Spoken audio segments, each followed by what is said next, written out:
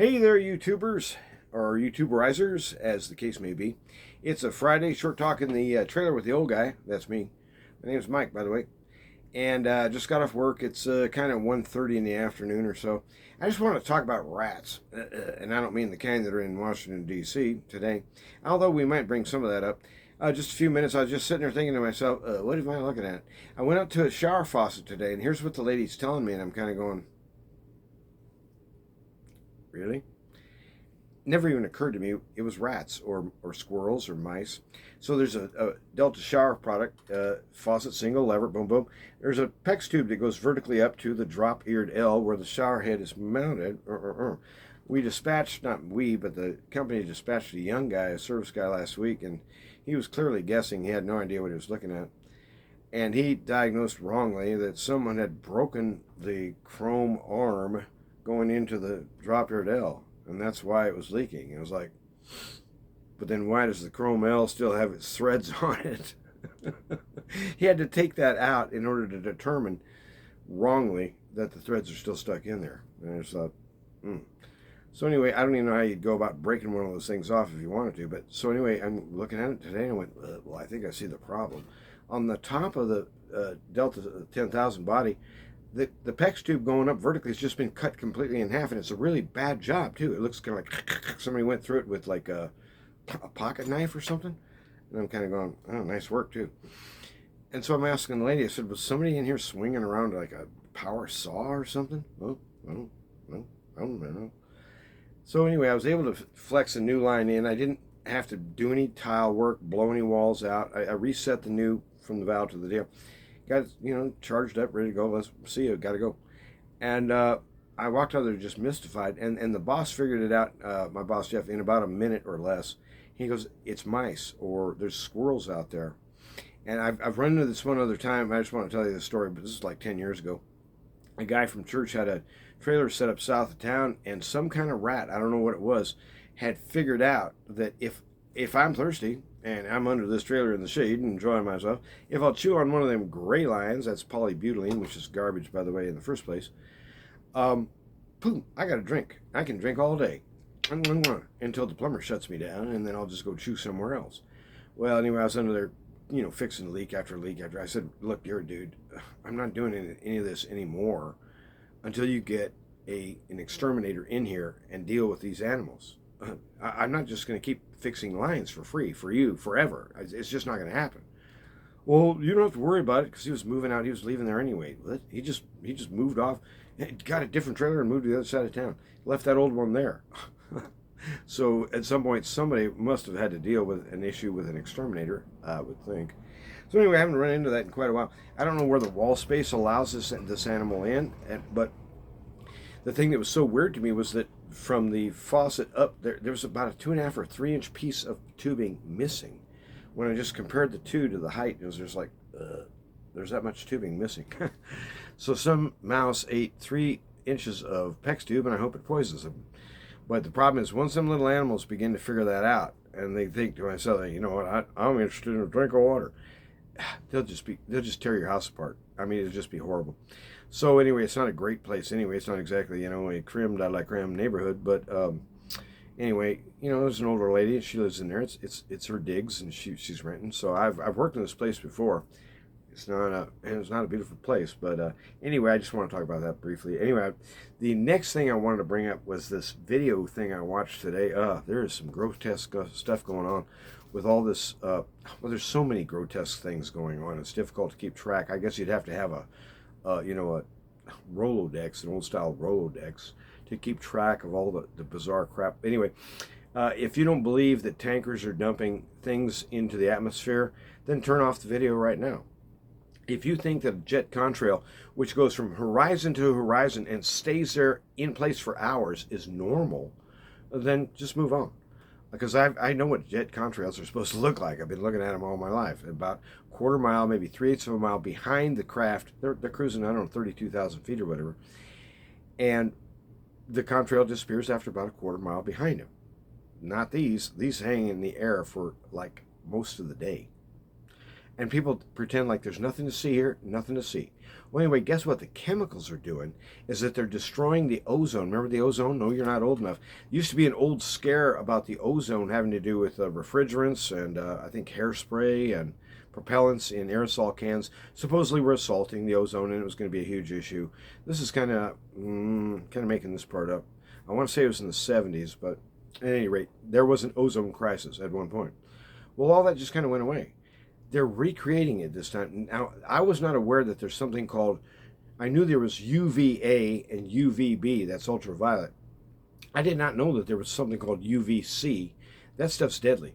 That stuff's starting to get through. And even some X-rays are beginning to crack through that barrier, because that atmosphere up there, we are really counting on it. It is a beautiful and absolutely brilliantly designed shield to defend life from dangerous radiation. Guess where that's coming from? The sun. And these clowns are poisoning the atmosphere like that. In fact, there was a story in the same video that it was just astonishing. They said they had a jet, Learjets, that are having to drop altitude because the air is so messed up there. They're creating these hot pockets in the upper atmosphere that are just, it's untenable to fly a jet aircraft through there because the air is so light and fluffy at 28,000 feet or whatever, at this superheated junk. The wings of the aircraft won't support it. They're having to go lower because the upper atmosphere is being made superheated. And they were talking about how India previously, until just a little while ago, was planning on a bumper crop of wheat because that's a big crop for those guys. And they were even hoping to maybe buffer some of the loss out of the Ukraine, because the Ukraine used to be called the breadbasket of Europe. Now it's just a graveyard funneled by U.S. dollars and evil bastards in the UN and in NATO. They've destroyed that country. For what? What was the net gain? Oh, they sold a bunch of weapons and became billionaires over again. Well, good for you. But at any rate, they were hoping, India was hoping to help buffer the issue with the Ukraine with wheat. And guess what? There was a man-made heat bubble above that whole region, and it smoked it. It just cooked that grain. It just withered. It died. And so what was going to become a bumper crop in India is nothing. And then they're talking about how all these food processing plants are, strangely enough, burning to the ground. Does this sound like a food crisis that someone's manufacturing to you? It does to me. And so food riots, and what really they're asking for is martial law to restore order, you see, and decency, which they're causing the chaos themselves.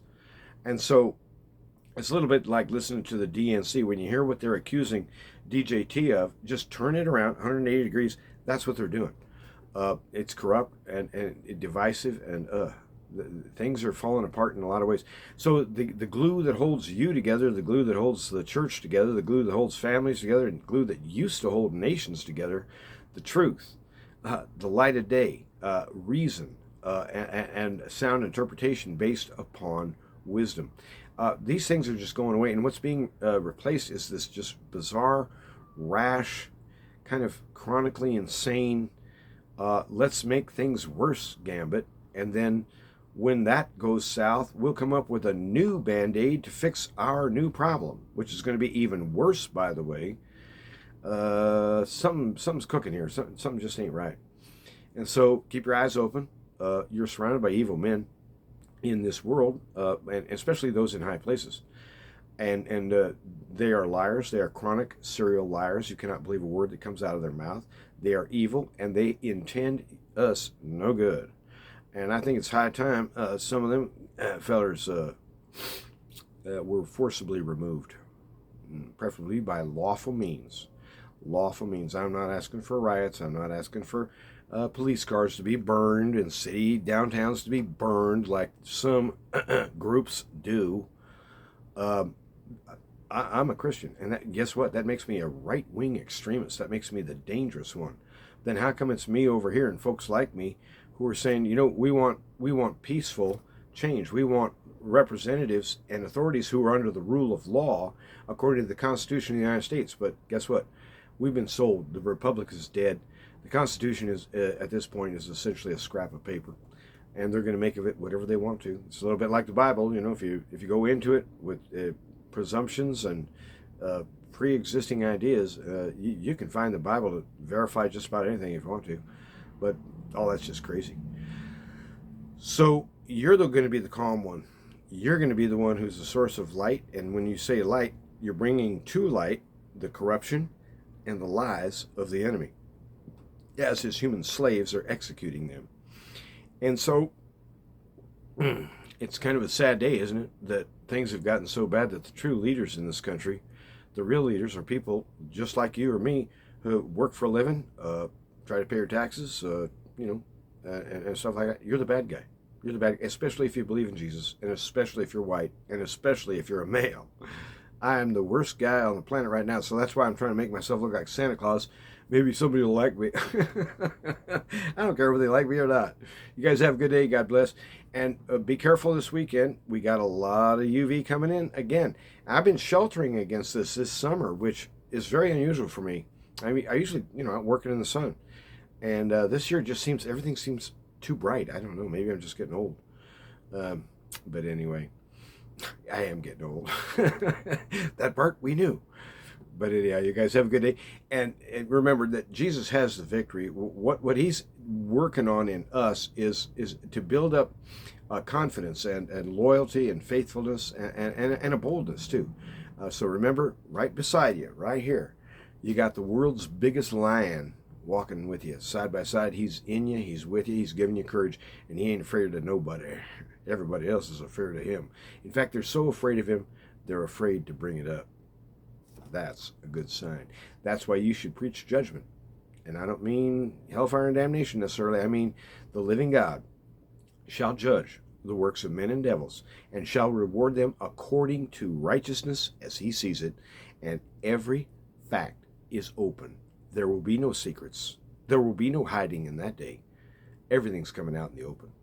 And he will judge according to righteousness. And in that route, no man has hope. No living man has hope. Ever had. Except one. One shocking exception. The one righteous man. He makes all the difference. You make the difference too. Why? Because he's good. You have a good day.